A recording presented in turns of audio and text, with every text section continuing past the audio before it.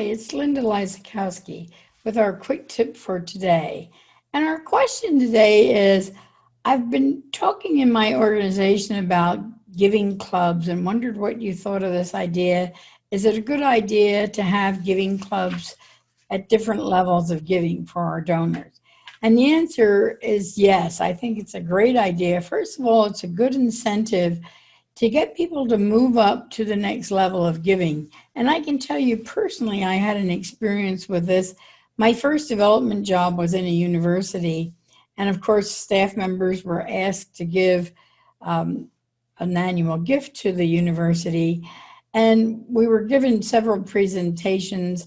And one of them was the first level of giving was called the Century Club. If you gave $100 a year, you were part of the Century Club. If you gave $250 a year, you were a member of the Scholars Club.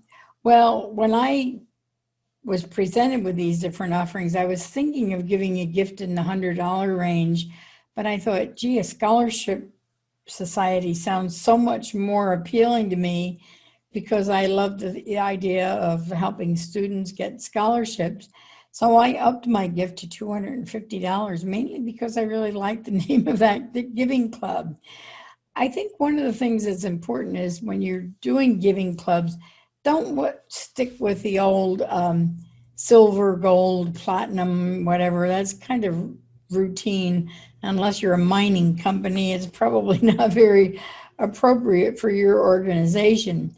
But try to come up with something that has relevance to your organization, such as the Scholarship Club had a great deal of connection for a university. I worked with an arboretum once that named all of its giving levels after trees. And yes, some people like some trees more than others, but we simply went by the height of the tree. So the Sequoia Club was the highest level of giving because it was the tallest tree. And then we went all the way down to smaller trees. One thing you have to be cautious about when you're naming things like this, I worked once with an arts group that named their giving levels. The top level was the Picasso Club, and the next level was the Michelangelo Club. Well, when you deal with situations like that, what I found is first of all, I don't like Picasso. I know some people like modern art, but it's just not me. I much prefer the old masters. And I thought, well, if I was capable of giving a gift at that level, I'd probably give it a lower level so I could be the Michelangelo Society instead of the Picasso Society. So you have to be real cautious when you're naming these things, that you're not showing preference. The other thing that was odd about this situation, it was an arts organization, but they dealt with much more than just artists that painted. They dealt with dancers and singers and everything else, and there were no clubs named after anyone other than artists that did recognized paintings. So you have to be cautious about the naming that you use, but try to really give it some thought. But it will encourage people. Lots of times people will move up their gift just because they want to be a part of a giving club.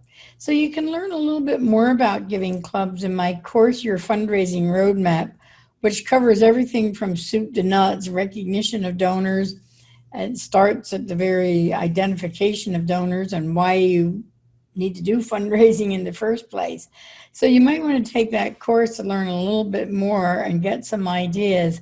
So I welcome you to take the course. The link is here in this video, and I'll see you in the next quick tips. Bye.